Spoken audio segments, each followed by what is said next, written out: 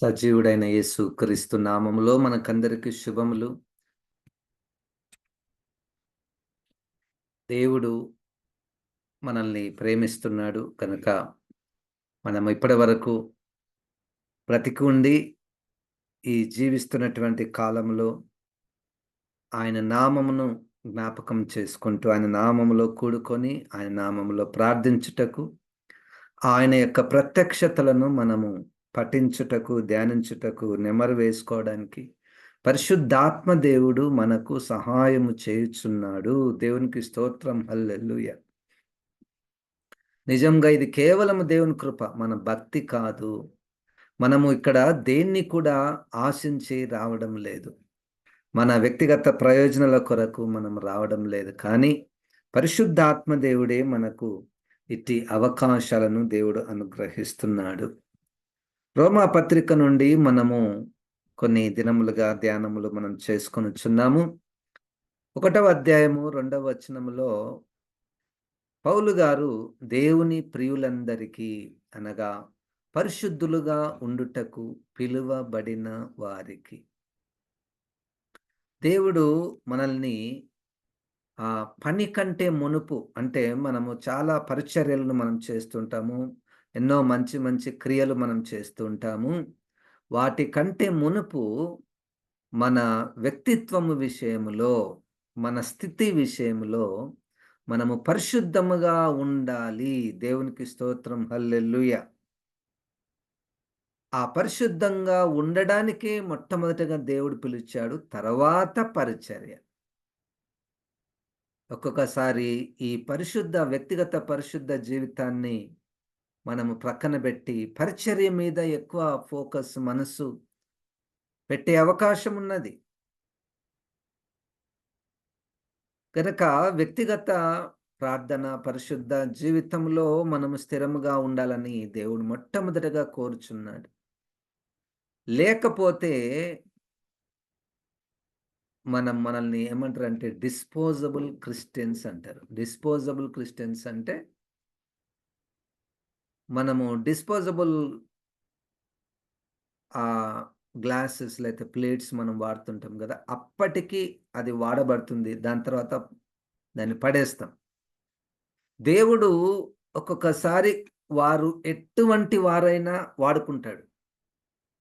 వారు ఎంత చెడ్డవారైనా, ఎంత అపవిత్రులైనా, అన్యులైనా తన ప్రణాళికలు నెరవేరు నిమిత్తము దేవుడు కొంతమందిని ఏర్పాటు చేసుకుంటాడు. తన పనిని ముగిస్తాడు. తన తన అనుకున్నటువంటిది వీరి ద్వారా నెరవేరుస్తాడు. మరి వీరికేంటి ఫలము?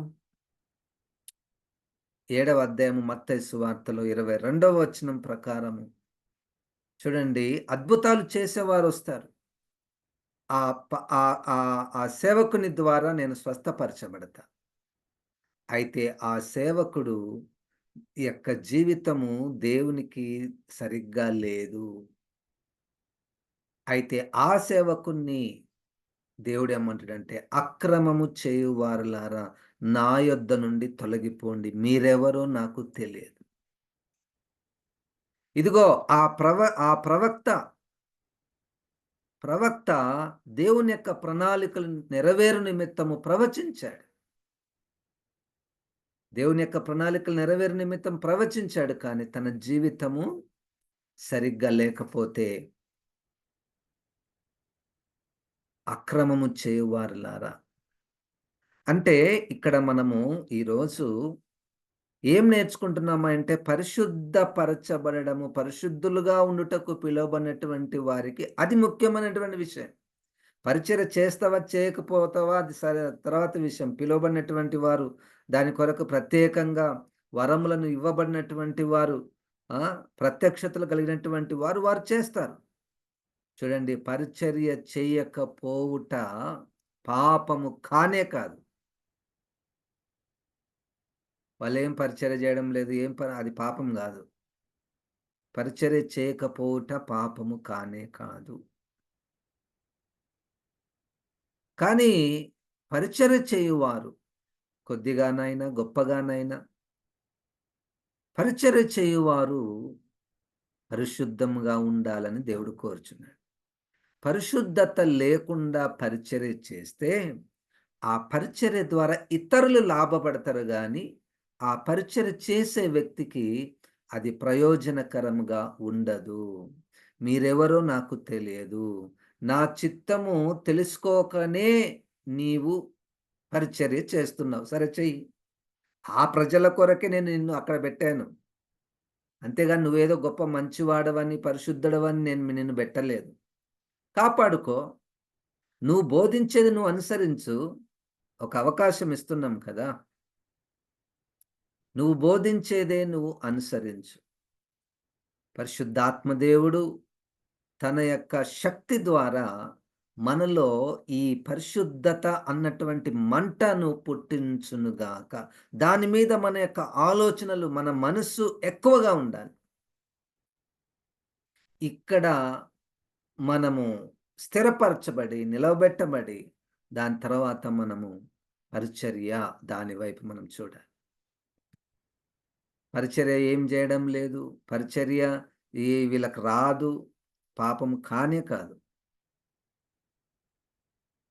పరిశుద్ధులుగా ఉండుటకు పిలువబడినటువంటి వారికి వ్రాస్తున్నటువంటి విషయము 6వ అధ్యాయమంతా కూడా, 7వ అధ్యాయమంతా, 8వ అధ్యాయమంతా కూడా పరిశుద్ధత, పరిశుద్ధత, పరిశుద్ధతలో స్థిరత్వము, శరీర క్రియలను మనం చంపివేయాలి అన్నటువంటి తీవ్రమైనటువంటి పరిశుద్ధాత్మ ప్రేరేపితుడై రాసినటువంటి మాటలు.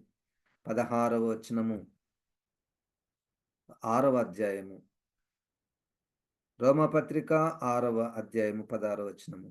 లోబడుటకు దేనికి మిమ్మును మీరు దాసులుగా అప్పగించుకొందురో అది చావు నిమిత్తముగా పాపమునకే గాని, నీతి నిమిత్తముగా విధేయతకే గాని దేనికి మీరు లోబడుదురో దానికే దాసులగుదురని మీరు ఎరుగరా? ఇది మీకు ఆలోచన చేయండి. మీకు తెలుసు కదా! దేనికి మీరు లోబడుతారో దానికి దాసులగుదురు.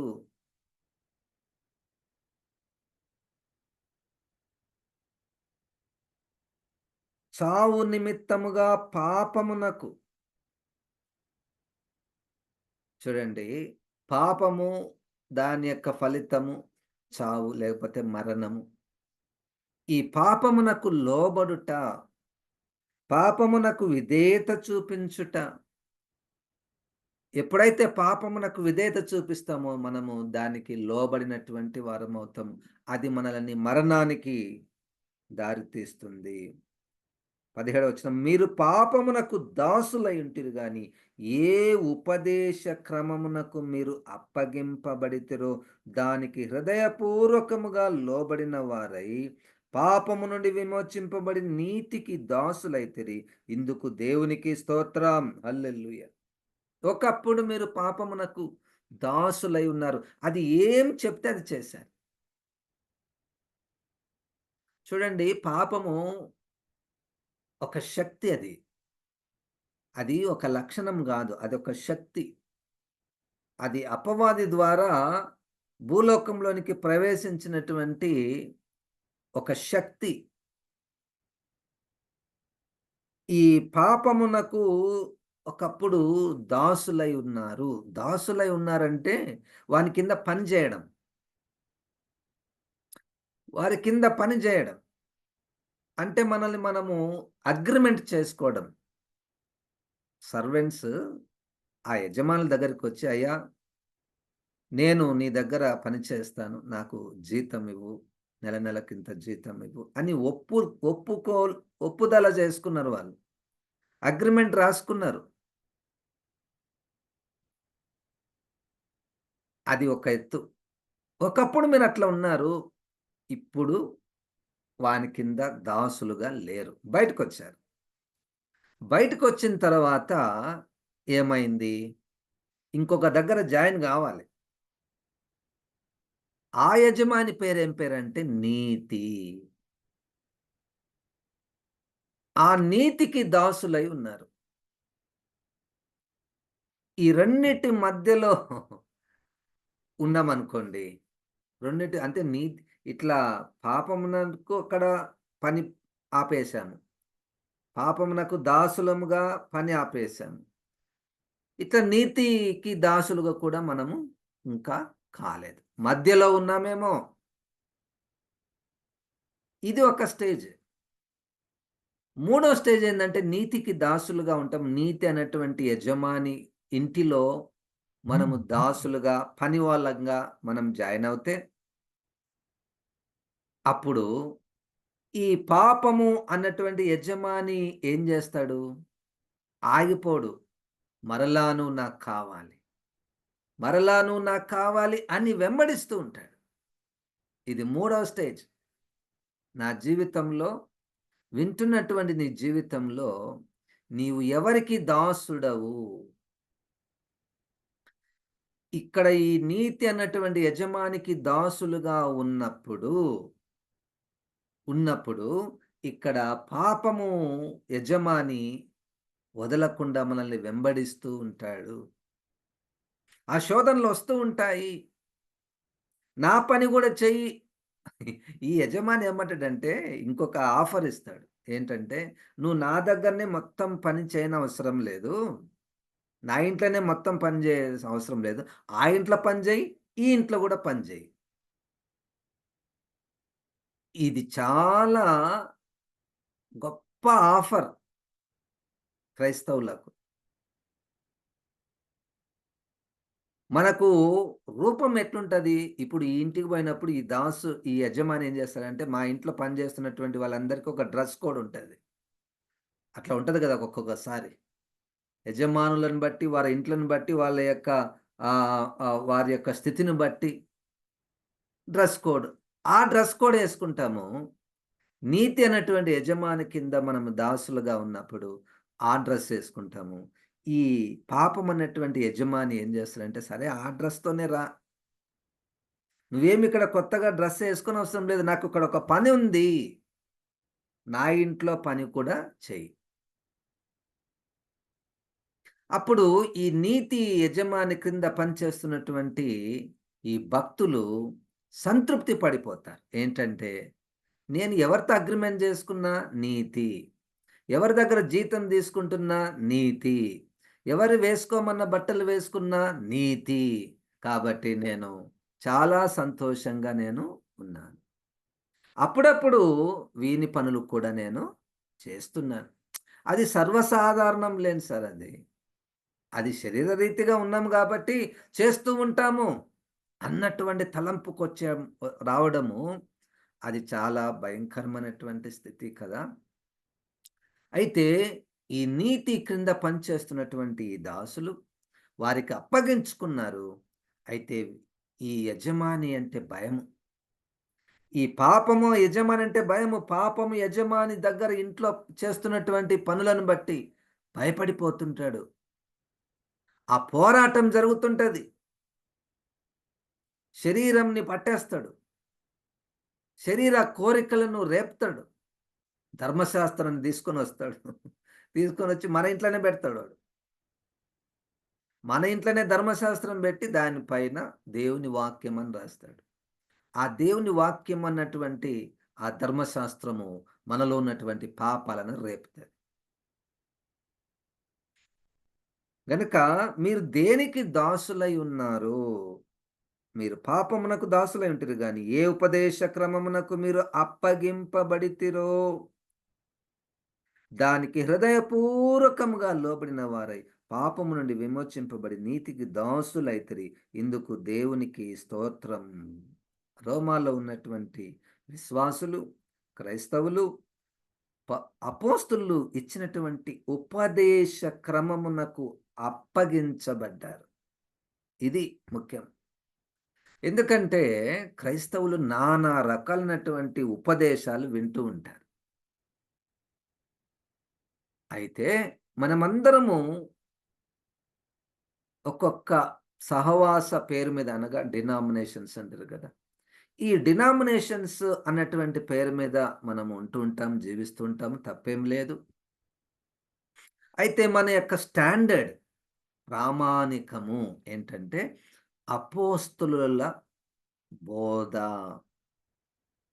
అపోస్తలుల బోధకు, ఉపదేశమునకు అప్పగించుకొనుట. దీనికున్న ఇబ్బందేంటి తెలుసా? మనము గీసుకున్నటువంటి గీతలు. నిన్నటి దినంన నేను ఒక వాక్యము వింటున్నా. ఒక వాక్యం వింటున్నా. ఒక సంఘం వారు ఏమంటారంటే, ఇదిగో ఆ సంఘములో ఆత్మ లేడు. ఆ సంఘం వల్ల ఆత్మను పొందుకోలేదు. మనమే ఆత్మను మనం పొందుకున్నాం గాబట్టి మనమే పరలోకానికి పోతాము. ఆత్మ లేనివాడు నావాడు కాదన్నాడు కదా దేవుడు. గనుక ఈ ఆత్మ విషయమై జ్ఞానము లేని వాళ్ళు, అనుభవం లేని వాళ్ళు ఎవ్వరు కూడా పరలోకానికి పోరు అని ఒక సంఘం. అవతల సంఘం ఏమంటది? అయ్యా మనం యేసుక్రీస్తునందు విశ్వాసం ఉంచినప్పుడే మనము ఆత్మ ద్వారా ముద్రించబడ్డాం కదా! మరలా ఇంకెందుకు ఆత్మ ద్వారా నింపబడడము? మీరు ఆత్మ పేరు చెప్పుకొని మీరు దయ్యాల భాషలు మాట్లాడుతున్నారు. పిచ్చి పిచ్చి అరుపులు అరుస్తున్నారు అని వాళ్ళంటారు. ఈ ఈ అనడంలో ఆగిపోలేదది. ఎట్లా దాని యొక్క ప్రభావం ఎట్లుంటదంటే, అవతల సంఘం వాళ్ళు కనపన్నా గాని తల వంచుకొని పోతాం. అవతల విశ్వాసులు కనపన్నా గాని ప్రైజ్ ది లార్డ్ చెప్పం. వాళ్ళతో మాట్లాడం. మనం వాళ్ళ దగ్గరికి పోము. వాళ్ళు మన దగ్గరికి రారు. మనలోను మనల్ని పిలుచుకుందాం. మనోళ్ళను మనము పిలుచుకుందాము. ఇదేంటంటే అపోస్తలుల ఉపదేశ క్రమమునకు మనము లోబడకపోవడం. విధేయత చూపించకపోవడం. మనం పట్టుకున్నటువంటి బైబిల్‌లో ఉన్నటువంటిది మనం ఏర్పాటు చేసుకున్న సంఘాల బోధలున్నాయా? అపోస్తలుల బోధలున్నాయా? అపోస్తలుల బోధ నుంచి కొంతమంది short sighted view understanding of the Bible. అంటే పరిమితంగా అర్థం చేసుకొని వాళ్ళు ఒక గీత గీసుకున్నారు. పర్వాలేదు. అయితే అక్కడి నుండి వాళ్ళు మార్పులు చేసుకోవడానికి కూడా సిద్ధంగా ఉండాలి. పరిశుద్ధాత్మ దేవుడు బయలుపరిచిన కొలది వాక్యం చదువుతుంటారు గదా! వీళ్ళు వాక్యం చదివే పద్ధతిలో ఎట్లుంటదంటే, వాళ్ళు ఒకటి ఫ్రేమ్‌వర్క్ తయారు చేసుకుంటారు. ఈ ఫ్రేమ్‌వర్క్‌లోనే మాకు వాక్యం అర్థం గావాలి. అట్లా గాకుండా ఓపెన్‌గా పరిశుద్ధాత్మ దేవుని దగ్గరికి అప్పగించుకొని, అప్పుడు దేవుడు మనల్ని ఆ ఉపదేశ క్రమములోనికి మనల్ని నడిపిస్తాడు. మొత్తానికి మనము మన అంశము ఏంటంటే పరిశుద్ధులుగా ఉండడము. పరిశుద్ధులుగా ఉండడానికి ఉన్ ఆటంకాలు ఎన్నో. ఈ ఆటంకాలలో ఇవి పాపమునకు దాసులు, నీతికి దాసులు. సరే మనము పేరేమో నీతికి దాసులమైనాము. పేరేమో మీ ఏంట్ల జీవిస్తున్నారు? ఏంట్ల పని జేస్తున్నారు మీరంటే నీతి అనేటువంటి ఒక యజమానుడున్నాడు. ఆయన దగ్గర మేము పని జేస్తున్నాం. అయితే అక్కడ పనిచేస్తున్నటువంటి వారు అపోస్తలుల ఉపదేశ క్రమమునకు అప్పగింపబడి దానికి హృదయపూర్వకముగా లోబడినటువంటి వారై దేవునికి స్తోత్రం. హల్లెలూయా! ఇంట్లో పనిచేసే వాళ్ళు ఎట్లుంటారు? హృదయపూర్వకంగా జేస్తారా? ఎప్పుడెప్పుడు పని జేసి బయటపడదామనే ఉంటది. ఎప్పుడెప్పుడు ఏది అంటే వాళ్ళ ఫోకస్ అంతా జీతమే కదా! డబ్బు కొరకే గదా! పని చేసేవాళ్ళు డబ్బు కొరకు చేస్తారు. తప్పేం లేదు శరీరరీతిగా. కానీ ఇప్పుడు ఆత్మీయమైనటువంటి విషయంలో హృదయపూర్వకముగా ఆ నీతి అన్నటువంటి ఇంటిలో అపోస్తలుల ఉపదేశ క్రమమునకు లోబడిన వారై, విధేయత చూపినటువంటి వారై, హృదయపూర్వకంగా మీరు లోబడ్డారు కాబట్టి మీరు పాపము నుండి విమోచింపబడ్డారు. ఇప్పుడు నీతికి దాసులైతిరి. ఇందుకు దేవునికి స్తోత్రం. దాసులు అంటే స్లేవరీ. బానిసత్వము. అదేంటి సార్ పాపం అనే బానిసత్వం ఒకటి పోయిందనుకుంటే ఇంకొక బానిసత్వం మా మీదే వేస్తున్నారు మీరు. స్వాతంత్రం అంటారు మళ్ళా బానిసత్వం అంటారు. నీతికి దాసులై, నీతికి బానిసలై వాడు తాగుడుకు బానిస అయిపోయాడు. తాగుడుకు బానిస అంటే కొన్ని వార్తల్లో మనం జూస్తుంటాం. ఆ! దాని తీవ్రత ఎట్లుంటదంటే, భార్య పిల్లల్ని పట్టించుకోరు. డబ్బులు లేకపోయినా కుదవబెట్టిపోతారు. ఇక ఎన్నెన్నో బానిసలైతే. అయితే ఇక్కడ నీతికి దాసులుగా అవ్వడము. అది హృదయపూర్వకముగా కావడం. అపోస్తల ఉపదేశ క్రమమునకు లోబడడం. ఇక్కడ ఈ ఇంటిలో మనకు పరిశుద్ధత ఉంది.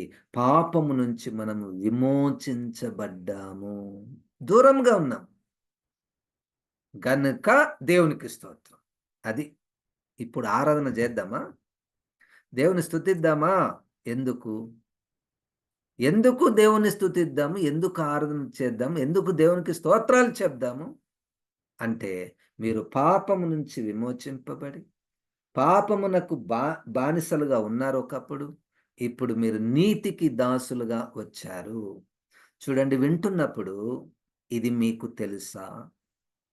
మీరు దీన్ని ఎరుగుదురా? అది నాకు. ఈ వాక్యాలు నాకు. ఈ వాక్యాలు నాకు. నేను ఎవరికి దాసులుగా ఉన్నాను? నీతికి దాసులుగా ఉన్నాము.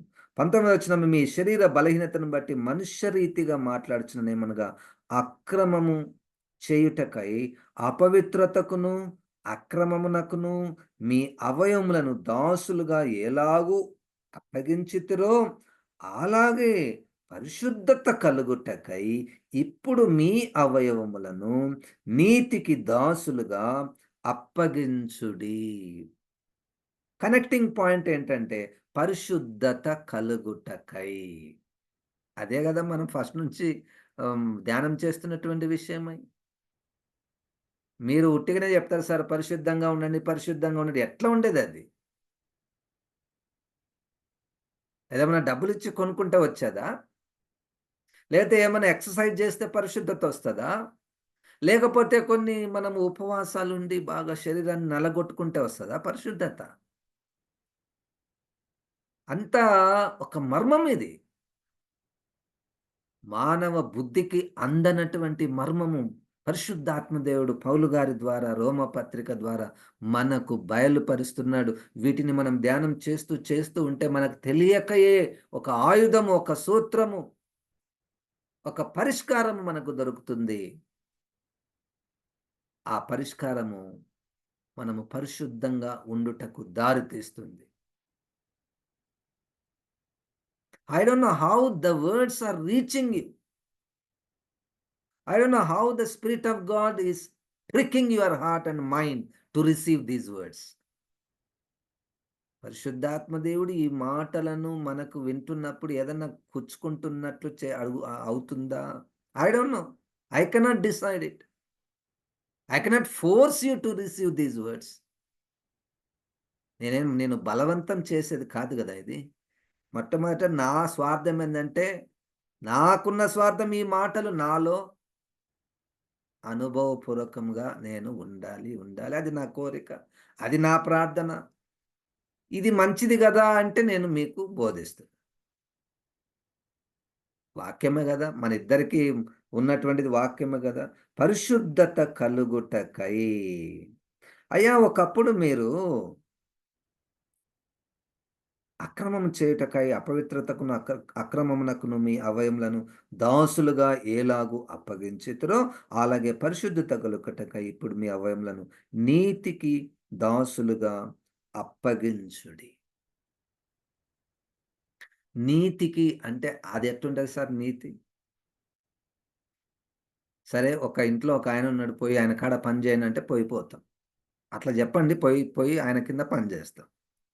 మరి నీతి అనేటువంటిది ఎక్కడుంది? మూడవ అధ్యాయము రోమపత్రికలో. ఆయన ఉచితముగా యేసుక్రీస్తు యొక్క నీతిని మనకు అనుగ్రహించాడు. మన రక్షణ ప్రారంభమే నీతిమంతులుగా చేయబడడం. మనమేమి నీతి పనులు చేయలేదింకా. ఇంకా పరిశుద్ధత పనులు ఏం జేయలేదు. పాపులుగానే ఉన్నాము. కానీ ఎవరో ఒకాయన వచ్చి ఉచితంగా మిమ్మల్నందరిని నీతిమంతులుగా చేస్తున్నాను. ఎందుకంటే మీరు నా మరణ పునరుద్ధానాల యందు విశ్వాసం ఉంచుతున్నారు. అవును ప్రభా! నువ్వు మా కొరకు చనిపోయావు, తిరిగి లేచావు అన్నటువంటి హృదయపూర్వకమైనటువంటి నమ్మిక, విశ్వాసం ద్వారా మనము ఆ యేసుక్రీస్తు యొక్క నీతి మన మీద కప్పబడింది. కప్పబడిందా? ఇప్పుడు ఆ యేసుక్రీస్తుకి లోబడుట. ఆ యేసుక్రీస్తుకి ఈ అవయవములను ఇచ్చుట.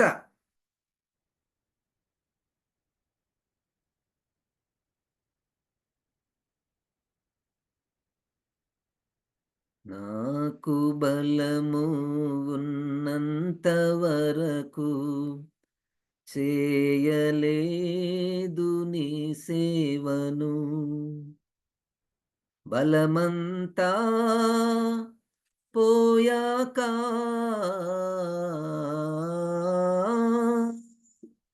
బలమంతా పోయాక చేయాలని ఉంది నీ సేవను యేసు. చేయాలని ఉంది నీ సేవను వినిపించుచున్నది కేక నాకు. యేసు స్వరము వినిపిస్తుంది. ఈ అవయవములను బలముంది గదా! నాకిప్పుడు 51 సంవత్సరాలు. నాకు భయమైతుంది ప్రభువా! ఇప్పటి వరకైతే నాకు ఇన్ని మంచి అవయవాలు, బలముంది, శక్తి ఉంది. సిగ్గుపడుతున్నాను ప్రభా! మీ అవయవములను నీతికి దాసులుగా, యేసుక్రీస్తుకి దాసులుగా ప్రభా! నా కళ్ళను వాడుకో ప్రభా! నాకు కనుదృష్టి ఉన్నంత వరకు చదువలేదు నీ వాక్యము. నాకు కనుదృష్టి ఉన్నంత వరకు చదువలేదు నీ వాక్యము. కనుదృష్టి పోయాక